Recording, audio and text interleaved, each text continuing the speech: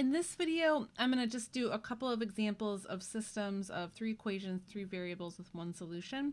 So I talked about how to approach these in my lesson video, so I highly recommend if you have no idea how to do this, that you check out my lesson video because I break down the technique.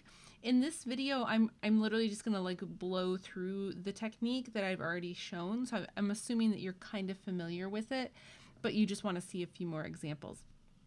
Okay, so let's start with example A here. So you can see the whole system. And so remember, the goal with this is ideally what you would like to do is there might be like an easiest equation to do this with, or an easiest set of variables. You want to choose one variable to eliminate out of 2 equations using like one equation twice. So in this case, the y's would be easy to eliminate, or the z's.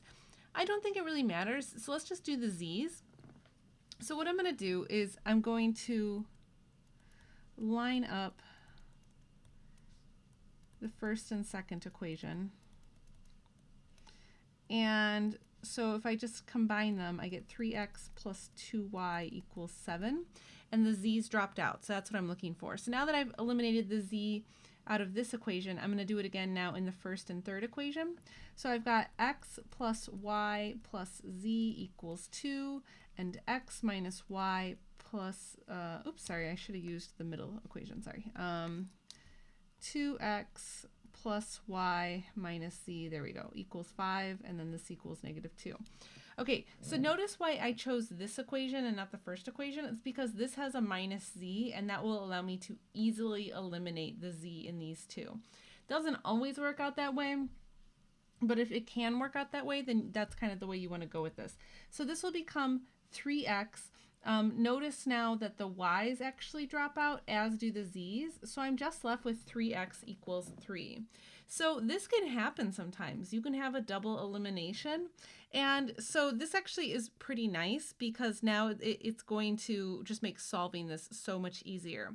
So I can go ahead now and just solve for x. So if I have this, I can just divide both sides by 3 to get x equals 1.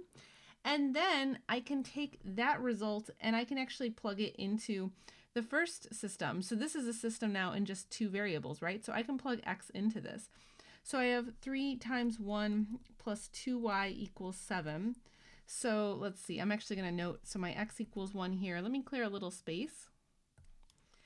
And okay, so now I have, this will be 3 plus 2y equals 7. So subtract off the 3 to get 2y equals 4, divide both sides by 4, and I get y equals 2. Okay, cool. So now I've got x equals 1, y equals 2. And so that was me getting this system down to just 2 variables. Now I can take these 2 solutions and go back to the main system, and I can substitute these 2 variables into any one of these systems that I want, or equations that I want. So let me clear some space. And okay, I'll just plug these into the first equation. So this becomes 1 plus 2 plus z equals 2. So that's 3 plus z equals 2. So if I subtract off the 3's, I get z equals -1. And so there's my solution. And if I wanted to state it as an ordered pair, you just put it in alphabetical order like so.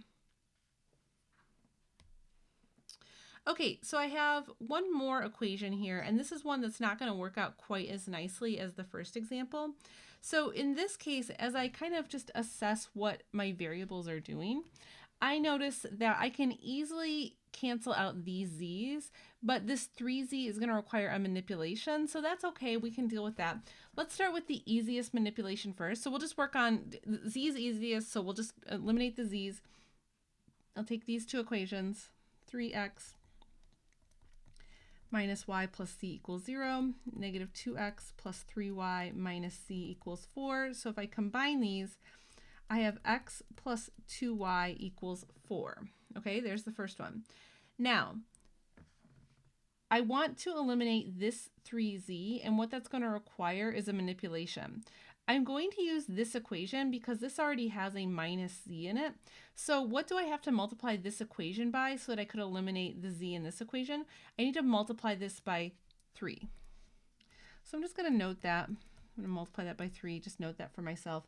So I have x plus 2y plus 3z equals -11. And then I have negative 6x plus 9y minus 3z equals 12. So see how I took this equation, I just multiplied it by 3 here, that's this result, and now I can do the same process.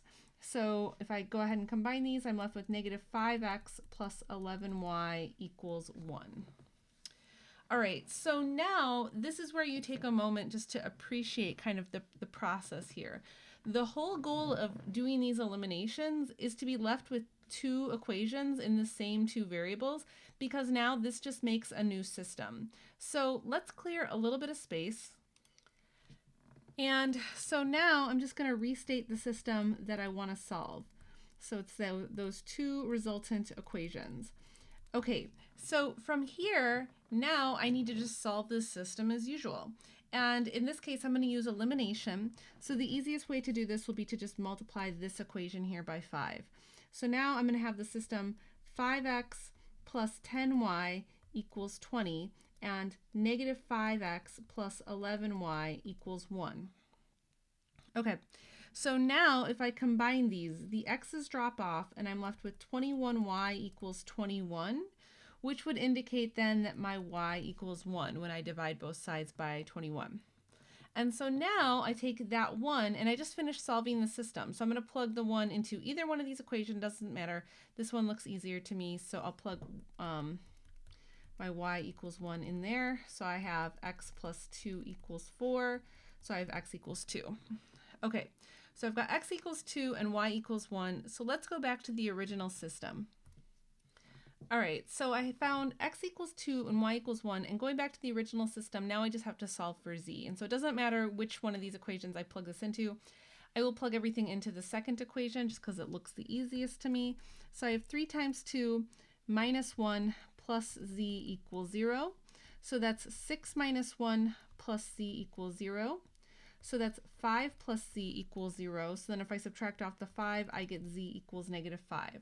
So that would be the last solution. And if I make that an ordered pair, that's 2, 1, and negative 5. And you can check that by just plugging everything back into the original system. Okay, and so that is just 2 more examples. So hopefully that was helpful. And I will catch you guys in the next video. Thanks for watching.